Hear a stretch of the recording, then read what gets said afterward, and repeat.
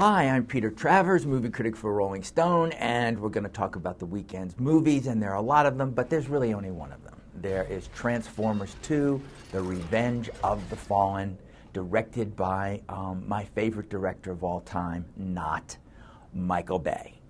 So, you all know, because you have emailed me and done things on Twitter, and you've told me that I must hate Michael Bay more than any other living director. And you know what? You are correct. But, you know, he has topped even himself with Transformers 2. He has made a worse film than the first Transformers. He has made a movie that runs a punishing 2.5 hours, in which metal, that cost, I think, about $200 million, just clanks and crashes into each other so that you don't know who's what, who is transformed into something, and who's fighting who, except it winds up in Egypt, and the pyramids get destroyed. Huh? I'm sorry, I know it's popular, but so is junk food, you know, and it still rots your brain. Go see it if you have to. What can I say about what's essentially wrong with it? Shia LaBeouf, I think, is a good actor. He is told by Michael Bay to scream all his lines. Ah! Run! No! Don't! Ah! You get that for 2.5 hours. That is really acting. What does Michael Bay do with the bots? That's important because you all really like that. Well, what he does with it is that he creates them. He has Bumblebee, he has the Camaro turn into it, but the plot is Sam Witwicky, played by Shia LaBeouf, goes to college, leaving behind the girlfriend he could have only had in his fantasies, played by Megan Fox. She's the mechanic, Michaela. I've got to stop and say something about Michael Bay and women because he's a master of objectification here. Megan Fox's first scene, she's leaning over a motorcycle seat, and her butt is thrust right at the camera. So he's going to exactly what appeals to him about it. And he directs her as if he was a porn director. I could see him behind the camera saying, Megan, stick that butt out, twitch it, do it, turn, let him see the rack. Yeah, bend over, need more lip gloss, special effects department. Wonderful. Why would Megan Fox want to do 2 movies with this guy except for the paycheck? Like I said, witless, it's long, it's ludicrous, it screams at you, it says absolutely nothing and makes almost no sense. And I'm going to make a prediction here, and I don't do that because there are 17 more months left. And yet I say that Transformers 2, The Revenge of the Fallen has a shot at the title of worst movie of the decade. Hate me, go ahead. I'm on Twitter, you can hate me there.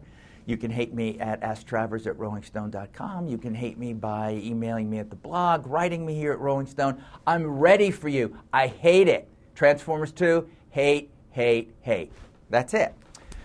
All right, I've got to have some good news. And the good news is that if you happen to see Transformers 2 and you need an antidote to the toxicity of it, Kathryn Bigelow has made a movie called The Hurt Locker. This is everything that Transformers 2 is not. By that I mean made by an artist and touched by human hands. Can you believe it? I know nobody likes to see anything having to do with the Iraq War because, why do I want to be down? It's the summer. Kathryn Bigelow has made a movie in which she does not preach. The screenplay by Mark Bowl, who was a contributor here at Rolling Stone, and who was embedded in Baghdad, is about a bomb squad. That's all, 3 guys, a 3-unit who have to go there and take these improvised explosive devices and dismantle them.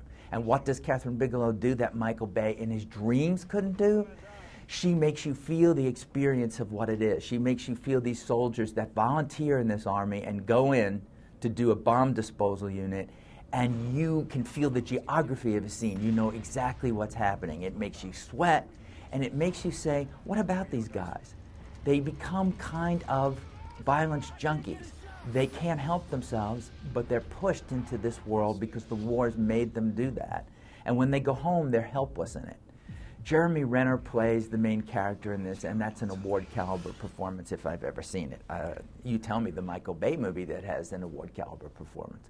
But you know what? I'm just going to ease off on Michael Bay and maybe not to say anything else about him and tell you to see The Hurt Locker, But I want to instruct everybody, and I want to say to all my great crew here at RollingStone.com that the Scum Bucket, in honor of Transformers 2, will be transformed to the Transformers Scum Bucket, so that for the distant future, and I think on infinitum, I want to see the Scum Bucket we've always seen morph into something that Michael Bay would recognize.